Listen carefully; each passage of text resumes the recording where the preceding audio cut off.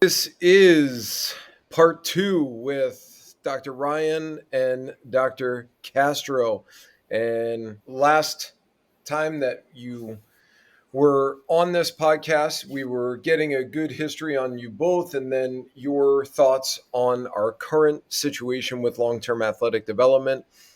This time, we are speaking directly to case studies that all three of us have worked on together, collaborated on, and have found success with.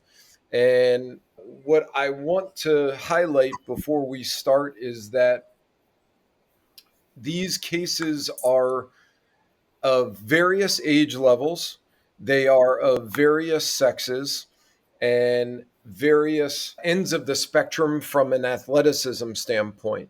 So, some very experienced, some inexperienced, and some competing at high levels, and some just doing this because they want to look and feel good, because that, in essence, is still long term athletic development.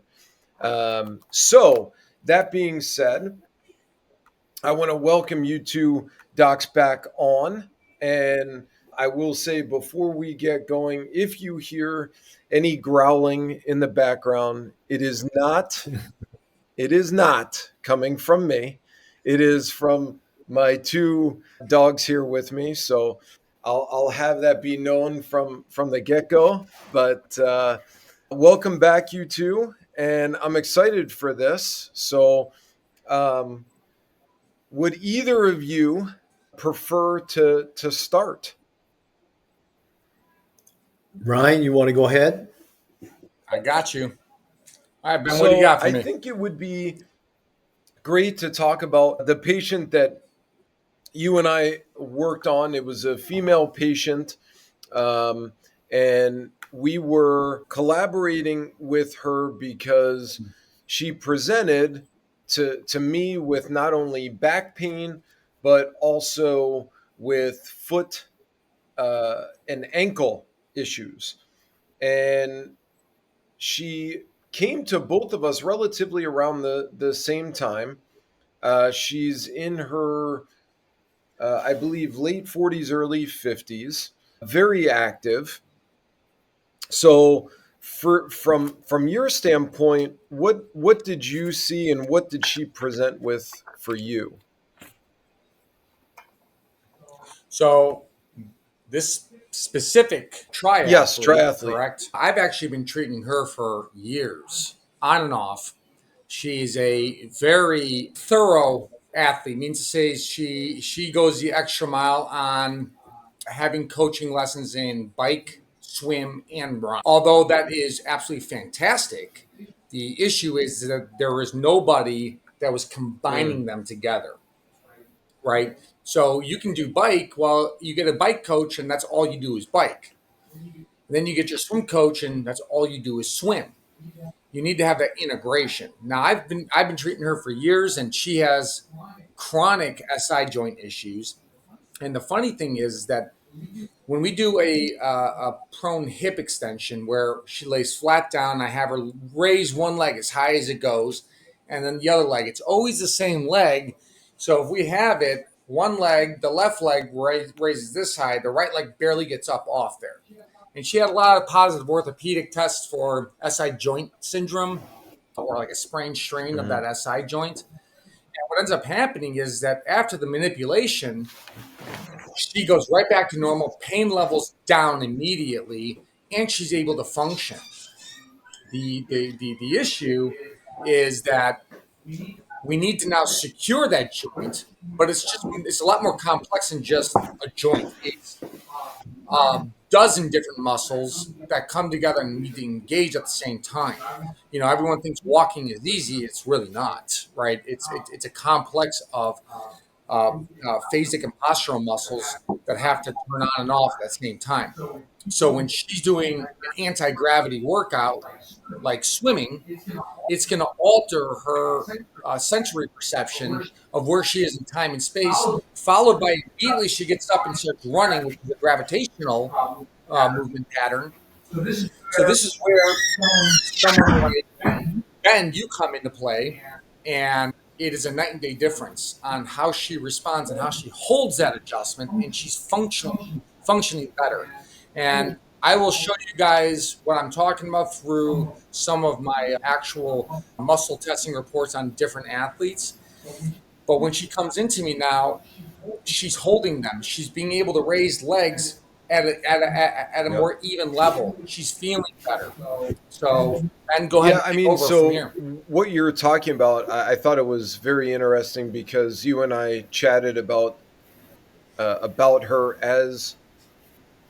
um, as I was able to do some assessments on my end from a movement standpoint. And when I assess people, young, old, it doesn't matter. The assessment starts as soon as they get out of their car. I want to see how they're Mm. moving, how they're carrying themselves posturally, what their walk looks like. Once they get in, is it a firm handshake? I know it seems like silly, but even just a handshake can tell me how integrated they are, what their grip strength level is. And that itself is a form of longevity. Then I want to see, like, from top down, how are they carrying themselves? And for this particular individual, they were finding every opportunity to hang on their joints just standing, meaning, one leg was locked out. It's almost like the model position. You see the Kardashian position, and it's like, quote unquote, this hot look. But from a functionality and from a performance standpoint, it's terrible. I mean, it is Yeah. so destructive because essentially, you know if the only way for your bones to hold together are the soft tissue that holds it together. It's the ligaments, the tendons, the joints, the fascia around it. So for you just to, like, hang on a joint, or you see a new mom who's just, like, holding their baby, and their hips over here and their heads over here. I mean, it's no wonder that they have issues. So what we did was, based on your feedback, Ryan, and based on what I saw, I provided her with all types of stability drills. Stability just from a prone position, from a sideline position, from a standing, because we ultimately need to get to that gravity as a triathlete. Because for you to do what you're doing at a performance level for hours upon hours, I mean, all you're doing is basically managing gravity. So that was very much what we did. It was very slow going in the beginning, but that's Well, let's talk about the okay. slow going, right? Slow going because we had to break her back down to Yes. build her back up. When you have bad compensatory movement patterns and bad motor programming in the brain, you have to retrain those pathways to because she had muscles that were meant to stabilize posturally, not movement, to movement muscles moving. Her case, certain postural muscles were turned on while moving, and it was causing too much of fatigue to her Yeah. muscular system. And I will say, so let's just kind of fast forward just a little bit to, she has now since been able to fully train, fully compete at a full Ironman level structurally with zero pain. And I think the key takeaway is that, one, there's a collaboration. So, you were talking about multiple things or multiple coaches. From our standpoint, the notion of me being able to feed you information and you see it in your chiropractic lens, and then feed it back to me, and then give me feedback so I can use it from a movement or performance standpoint. That ultimately led to her success. And then, we built then on top of that every single week. And, from my standpoint, it probably took 3 to 4 weeks. And then she was consistently at zero pain moving forward.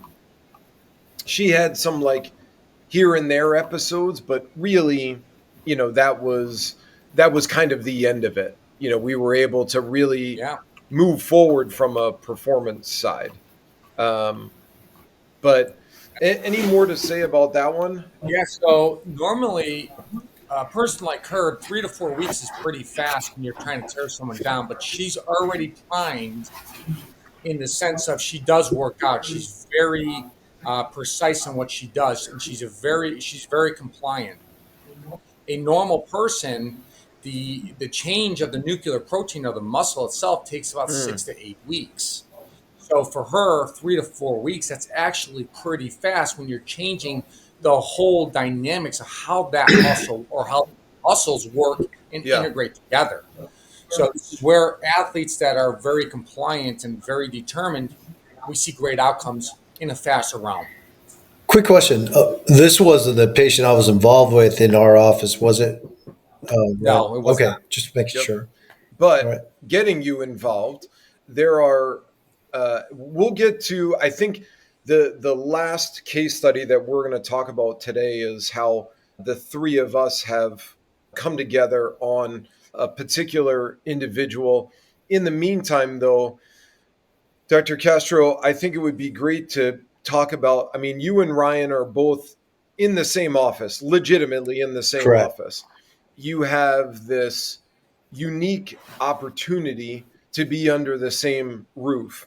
So I thought it would be really interesting to talk about how you, let's say, received a patient, some of the things that you do from a unique standpoint to assess and also produce better in the way of results, and then how you integrated Dr. Ryan into the mix to be able to provide even more so. For sure. So, I mean, like, especially because, like you said, we'd love to be all under the same roof with you, Yes, Ben, for the most part. But, the fact that we refer to each other means a lot because you guys, I love the fact that by you specializing, I know that when I send a patient to y'all, it's going to be in good right. hands. So for me, I start from a cellular level. I mean, I literally, for us, even as athletes, former athletes, or middle age, having been an athlete before, things change over time. And we go about our business every day not knowing what are those changes internally. We have stressors in our lives, and all these stressors do play a role, not only physically but mentally. And as a performance athlete, that's going to affect you all the way around. So I will listen to a patient if what they come in. I just want to make sure you guys understand that inflammation shows up in many different ways, either pain, bloating, swelling, you know, anxiety, stress, lack of sleep, as well as fogginess that you may get during the day. And the source of that inflammation can come from anywhere. And in order to understand that, we go down to the cellular level. That's why I'll draw blood work to understand their inflammatory markers, as well as, and we talked about this on the first podcast, looking at the basic labs and looking at their micronutrients as well as their hormones, and see where they are, depending on their age, et cetera. Once we get to that level, you'll understand, hey, once we control the inflammation, they're going to be better performers. They're going to be better optimally. That means that their muscles, their nerves, and everything about their body is going to respond. So when Dr. Ryan here has the opportunity to see a patient, he already knows we've been working together now for a while, that he'll be able to understand who could benefit from this type of service. you know I'll be able to look at the cellular level and correct it in different ways, either through medications, supplements, nutrition, activity. That if I do an exercise prescription, I'm like, all right, well, I'm gonna involve Ben in this, or even having our PT, David, who's not here, David Rivera. We would integrate all those services so that we can optimize a patient. So let So me let me just kind of interject because, you know, when I when I have met with, let's say, a primary care physician before, I go in there, he listens to my heart, listens to my lungs. Maybe I get a cough check. But the reality is, right, he aesthetically, he looks at me and he goes, "Well, you look like you're in pretty good shape. Everything sounds good. I guess we'll see you next year." And, you know, part of that I understand because there's we can almost go down a big rabbit hole when it comes to insurance and all of the ins and outs of the medical system right now. Aside from that, I think what I'm hearing you say is you're actually asking questions. You're asking questions, and then based on those questions or based on the answers to those questions, you're then saying, okay, let's look here, or let's run this test, or based on what you're saying, based on the tests, this is the route in which we're going to go. Because I've never, I'm being genuine here, I've never heard any of my doctors ever talk about inflammation. Never. They've Really? always talked about like the top level of, well, we got to have a history of cholesterol in your family, and we'll take a look at that and we'll run that. And but it's never, hey, how are you feeling good? Like, do you feel like you're actually living, or do you feel like you're treading water? Do you feel like you're like just kind of surviving? And I think from a Correct. long-term athletic development standpoint, again, I say athlete in quotation because it doesn't mean that you're physically playing a sport. I mean, I would call anybody an athlete, of various stages, obviously. I think my mom would laugh if I called her an athlete, but the reality is, like, she wants to be able to do stuff, whether that's doing stuff with her grandkids or not. So, um, you know, that I think needs to be highlighted for you. Yeah. Thank you very So much. You know what? So let me hold fast. on one second. So, like you But said, not only do I do the labs, but we do a full body composition analysis. Yes. And everything.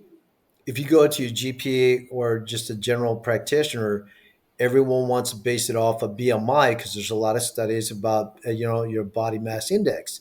However, it does not take into account either your muscularity or as well as bone density. So we use a body scanner that allows us to be able to detect that at truly near the accuracy of the gold standard of a DEXA scan. And from there, we also are able to do a posture analysis. By doing that, we also in the office will offer VO2 max testing to truly understand someone's cardiorespiratory Hmm. fitness, and it extrapolates to longevity. Like it gives us a Yes. 10-year prediction of, hey, in 10 years, this is your relative risk of having this certain type of diseases. But we put it all together, and when there is a deficit, because I know that David Rivera, we're able to involve him to do movement analysis while we're here. But eventually, I want to get them to you, Ben. Whenever I say, "Hey, we need to get you started on a Yep. program, you've never really exercised on a regular basis, and I don't want you getting hurt." And I also have them when I do the posture analysis, be able to get Dr. Ryan here, to get them to have him see him so he can keep and maintain proper posture, proper movement. Or else if they keep training with this asymmetry, they're going to ingrain poor movement as well as poor development, and then it leads to injury. And we're about making people healthy left and Yeah. right. I think it's interesting. And Ryan, I'm going to toss it to you because I knew you were going to say something. But, your Dr. Castro, your postural analysis gives you a bridge to now speak to Dr. Ryan and say, look, 100%. this is, you know, this is not my specialty, but I know something is off. And, I think they really need to see you because, based on their fatigue level, based on some of their other history, something just sounds a little fishy. And, you know, I care. So I'm going to, pass that along because ultimately, Ryan, once they get to you, you have now some information to work with. Correct. So, Ryan, what were you going to say? Yeah. So what I was going to say is, about the Oh, yeah. inflammation. A lot of people relate inflammation to swelling or redness in Yeah. the area, right? That is not 100% accurate. That's not even 20% accurate, right? Swelling or inflammation in general could be at such a microscopic level, causing thyroid issues, pancreatic issues. So these are not stuff that, we have got to take into account that not all physicians like your primary care are going to say, yeah, you're inflamed. Well, you know, if you're not having swelling, edema, or any type of redness, they'll say, nope, you don't have inflammation. Well, no, you do have inflammation because you're foggy, just like Dr. Castro alluded to. You're foggy, you're run down, you're fatigued. These are all Yeah. signs of inflammation at the Yeah. cellular level. Yeah. And you wouldn't know that if A, the time wasn't spent, B, the questions were not asked, and C, Yes, the expertise to then order the various tests to be able to verify were there. And then D, be able to then program and or prescribe the proper avenue to go to actually obtain and get results with. that's So, That's correct. right. Ryan, next case study. Talk to me. Case studies. Yeah, so I'm going to start off. I'm going to share my screen. If As that's all long right as with you it's guys. safe. So here, I'm going to go over, first off, I'm going to go over just a few case studies. They're really fast, simple, and this is to Ben's point. Asking the right questions and actually listening to the individual goes a Yep. huge, long way. First case that I'm going to show you, just do this, is going to be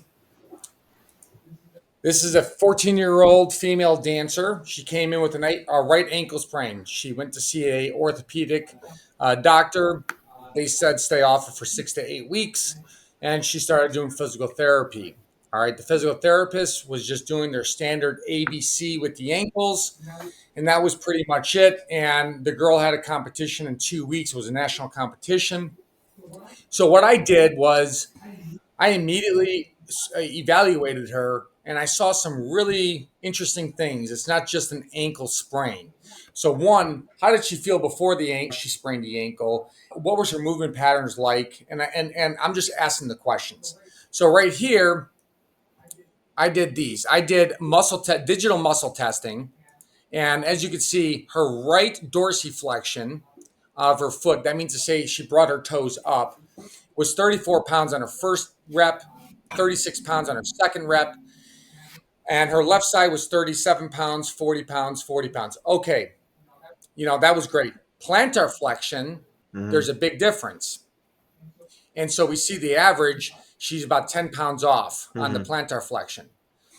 So what I did was I evaluated her and I saw that she had limited rotation in her knee, causing the shin bone that sits on the ankle not to be able to move accordingly, which is causing fixations of the ankle. After I adjusted her, all right, her ankle, her knee, she went from on her right side 34 pounds to Wow. 73 pounds. And we did it two more times, so she was in that range. And then I did it again to make sure. So I did four total reps to make sure it wasn't like an Sure. error of some form, and she was spot on. So Having said that, she was able to stand on her right leg with no pain, whereas before she Mm. had pain.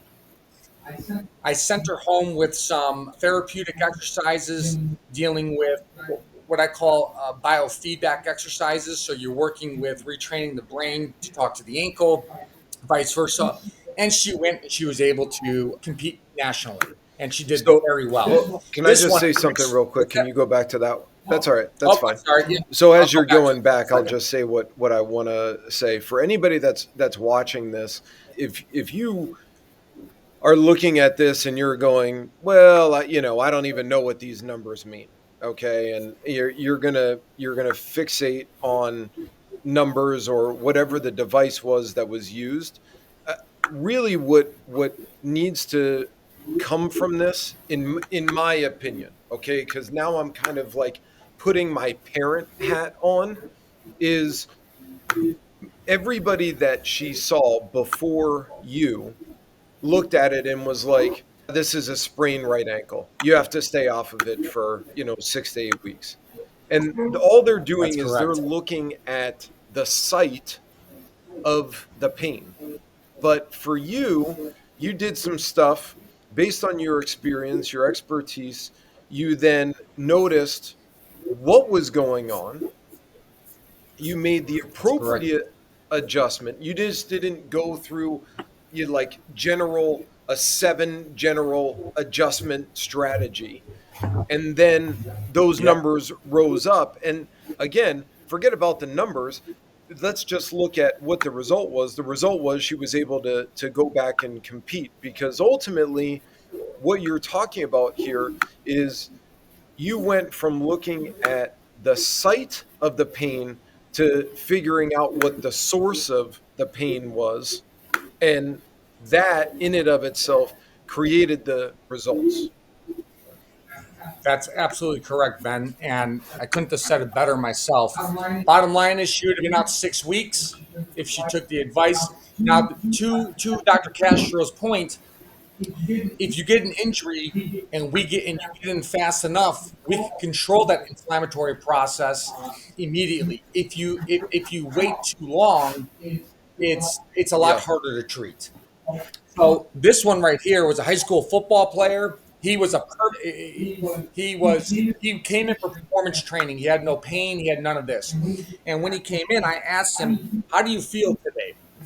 And he says, "I feel good." I said, "Do you feel like a rock star today, or do you just feel good?" He goes, "No, I feel like I can basically move a house." So what I did with him was I had him warm up like I would normally do. And then I said, "Hey, I'm not liking what I'm seeing really fast. Let's just do some quick stuff testing with you." And on his knee extension, so his quadricep testing, his left quad was what averaged 87 pounds. His right quad averaged at Mm. 74.5. So I did it again to make sure there was no error. And again, 88 pounds and Mhm. 76 pounds.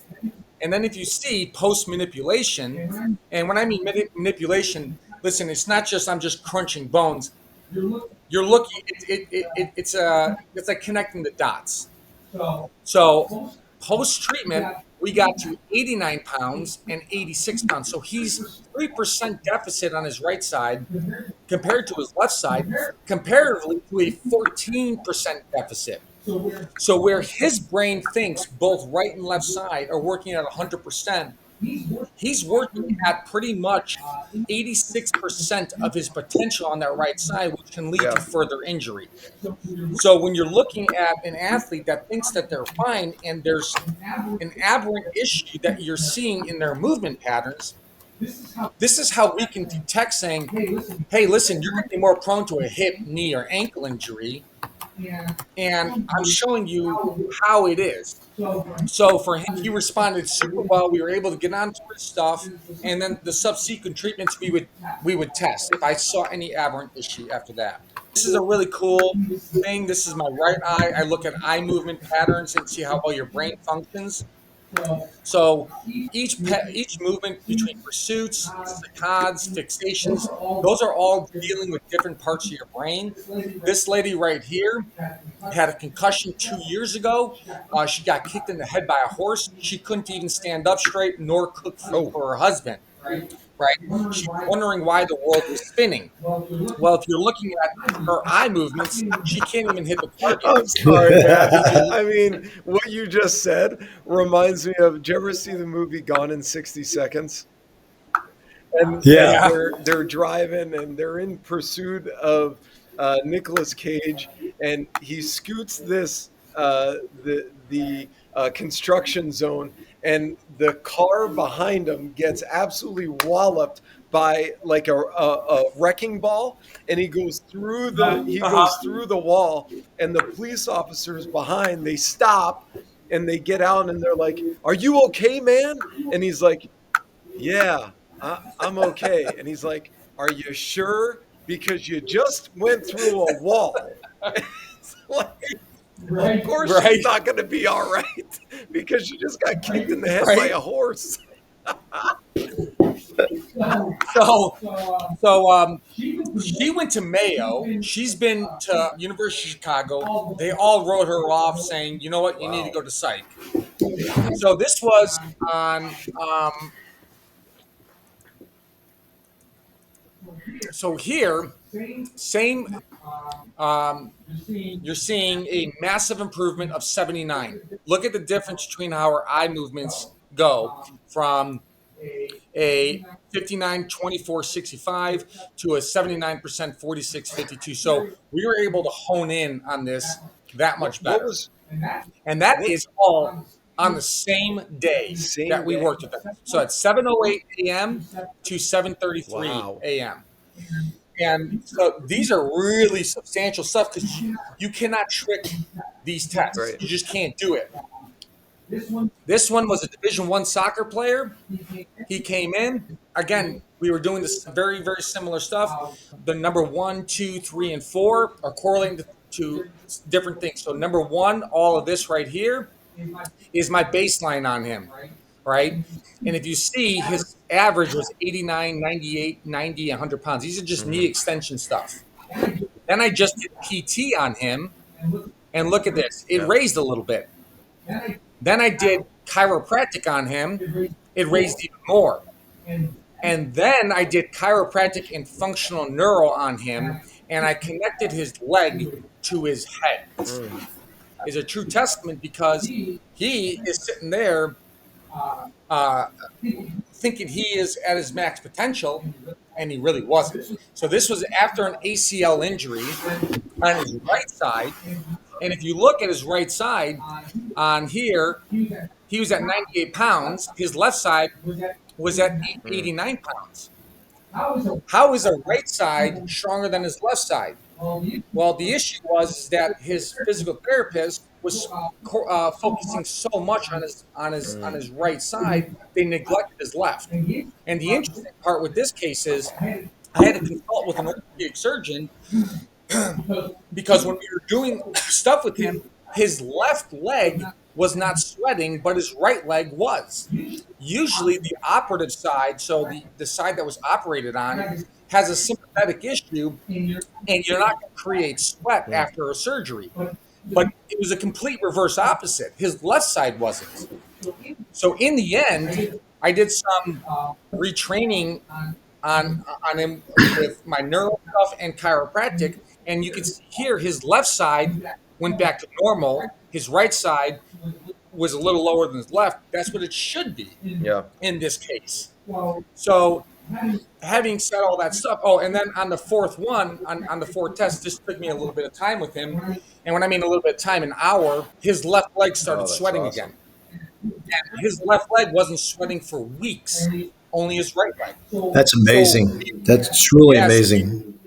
it really is. And so we restored that sympathetic system to his left leg because now, if he's not getting that sympathetic flow to his left leg, he's in a lot more compromised injury to that left leg. So this is why can't just work one body part. You have to work Yeah. all, especially for a So soccer can I player. just so go Yeah. back to the soccer player if you would? If Yep. you can see at the very top it has the differential on the right-hand side, it says 11%. Okay. Yep. Go back to the football player if you would. If it shows a 14% differential. From a Yep. performance standpoint, what I see and what like my lens tells me about what you're doing is that again it goes back to actually addressing the source, not the site. It also tells me, or I should almost say reaffirms for me, that most high school athletes think they're gods anyways, and they think they're like in great shape and they think they're in great condition. But you know, like you said about the eye test, they don't lie. These tests, they're not like lying here. And what Yep. is important is that it's okay for parents, if you're watching this, or even athletes that are watching this, to see that there is a difference. You're not going to, in my world, from a performance standpoint, ever be perfectly symmetrical. In fact, if you were No. perfectly symmetrical, I could almost make the argument that you may not function at your peak performance, whatever quote unquote that is.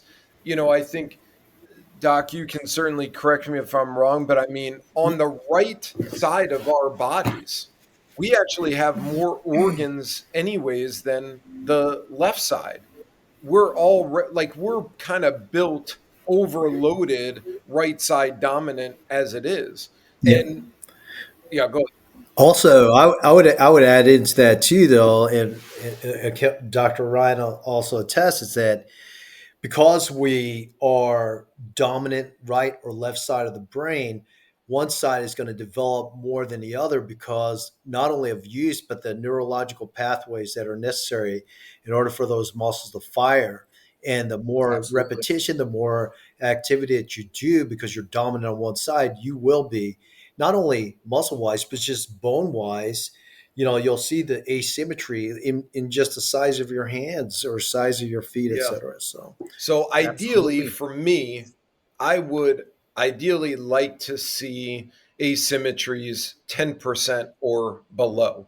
And the way that like I would show asymmetries would be single leg work, single arm work. It could yeah. be grip strength.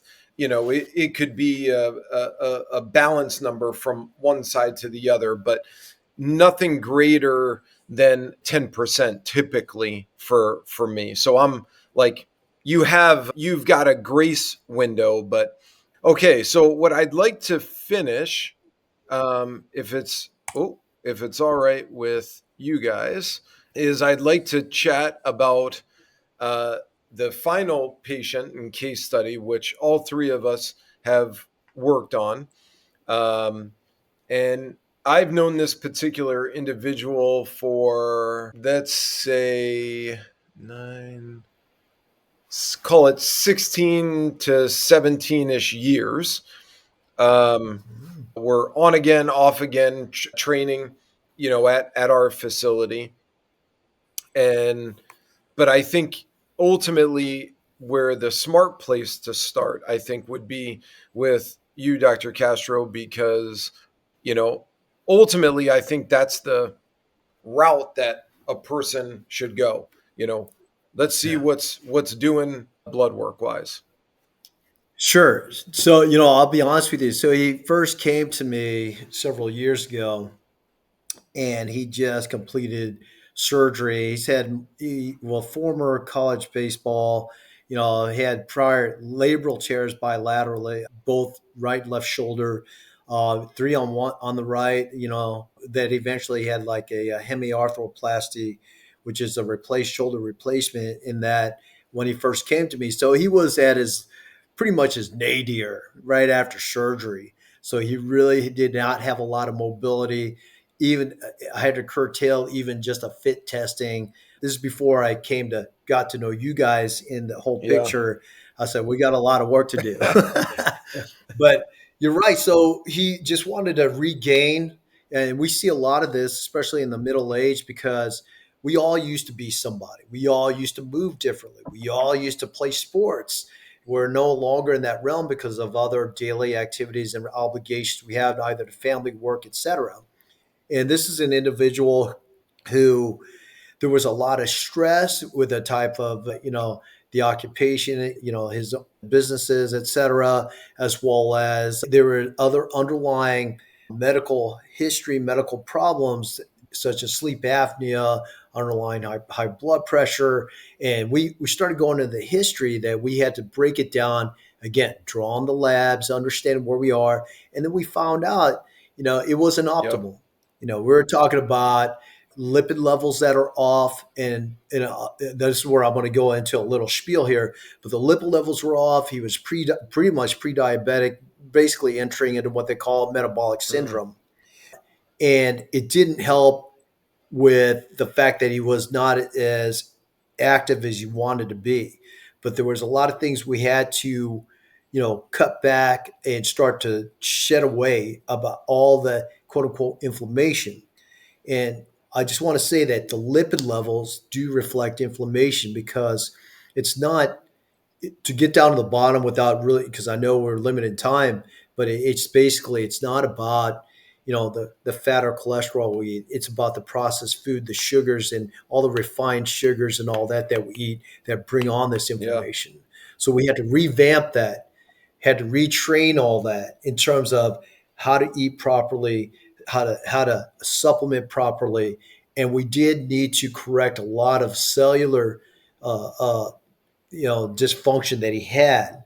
So during this time, moving a couple years forward, while he was still working with you, Ben, and also being treated by Dr. Ryan, we've come a long Yeah. way, and we've done a lot of good. And we're still, it's an ongoing Yep. work, but to see where he started and where he is now, huge difference. And it starts from being healthy on the inside, being able to perform on the outside. And I'm going to turn this over to you guys now, because you've seen the transformation because of what you guys do with him too. But if you've noticed, since we've amped up this amplification of cellular Yep. health, for the past year and a half, what can you guys tell me? What can you say about what you've seen more recently, now that we have like the whole program together? You want me to Sure. start this one off, Ben? Yeah, I'm going to show you because I got data on him. So I'm going to share my screen again. And here is range of motion. His previous stuff right up in here, you're seeing at a normal range of motion, he was all Mm. these deficits on his cervical range of motion, and then you're looking at his shoulder deficits, right? So after I got done working on him, so this was on 3/8 and 4/20. Look at the change.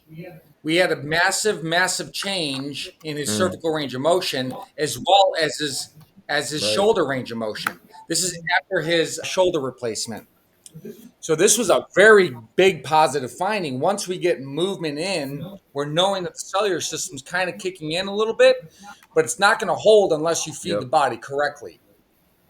And in the end, we're seeing 220% gain, 73%, 30%. These ones right here, we were still working on, but we're looking at a month. Right here, we are looking at Mm. his poundage, what Mm. he can lift. And in the end, his right side, severe increase in Mhm. strength with his shoulder. And we're looking at his shoulder, his neck. He didn't want me to really touch his neck so much on 3/8. We worked a little bit with the neck a little bit. It's still iffy, but if we're looking, we're seeing great changes here, and then his grip strength Mhm. change. And again, it's a work in progress. 1 month out after from treatment with me, and then he goes and he works with Ben. And Ben, what can you So, tell? for me, I get all this information, right? So I get information from Dr. Castro, I get information from Dr. Glynn, and let me preface that by saying we get authority from the patient to be able to work collaboratively on their behalf. So they know that we are all teaming together to for their best interest. Um, and for me, what I was seeing was that from a movement side of things, not only did his energy increase because from a cellular level he was now better regulated and given the supplements and medications that were, let's say, true to him, as opposed to just taking a pharmacy of medicine. So I would say it went from a shotgun of medicine to a actual rifle. And then Yeah. Ryan and I had numerous conversations because some of the things that I was doing with his shoulder to not only gain it mobility, but also gain it some strength and stability, something just didn't feel right and seem right. And we went back and forth a couple times. And really, what it wound up being was he needed some specialty treatments that are not my specialty, but Dr. Ryan's, and also some soft tissue work. And as soon as that happened, his range of motion improved, which means that I was able to then, load it appropriately and progress him along. I would say on a top level side of things, if you can get your energy output to start to increase, all these other components start to fall into place. You're going to start to move more, which means you're going to lose weight. I mean, he has lost. Do you have the figures on that, Dr. Castro? I think like, I do actually. I do. I've got that right here, and I've also got pictures here that I could is it show. like 60 But pounds? yeah, he did. He lost. Let's see here. It went from he started out at like 250, and then he came down. He got down to like 215, but he put some of that back. He was down even further, but we it's more the body fat percentage. I have the he increased his muscle Okay. mass.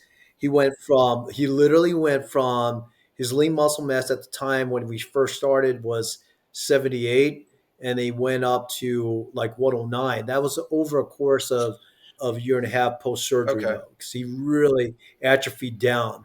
But he was 250, and he was really mostly fat because initially he was 40%. His body fat composition was 40%, and we got it down to 25.5. So Wow. he lost a significant amount of weight. Yeah. That's So I fantastic. think, to sum everything up today, I think what's important for people to understand is that you have, direct access to us, our team, our network of communication. At the very least, if you're an athlete, if you're a parent, coach, um, leader of an organization, I think it's important to ask the right questions, to align yourself with people who are going to take the time to find the source of the issue, not just the site of what is being complained about, and do what is going to be, quote unquote, the right thing, as opposed to just a general thing. Because you know it's easy to look at an ankle sprain or a hamstring or a quad and say, well, let's take some time off. It's easy to you know just listen to a heartbeat and a lung and go, well, you look pretty good, we'll see you next year. But we're in this for long-term athletic development, and we're in this to create the best version of people that we can. And, collaboratively, I believe that we will get there if given the opportunity. I So agree. 100%. the last thing I will leave folks with is on Wednesday, October 30th, if you are in the Libertyville area at 6:30 p.m., you get to see the three fine gentlemen on your screen. That's right. In person, ladies and gentlemen.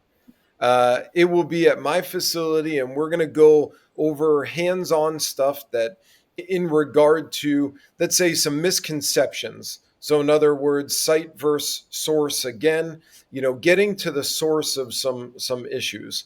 So, we will be hands on and give folks the opportunity to get a true experience. So, um, Docs, thank you very much for your time again today. And I am excited to share this one out because I think there are so many nuggets of information that everybody can benefit from. So thank you. No, thank you very much. Thanks for All right. hosting.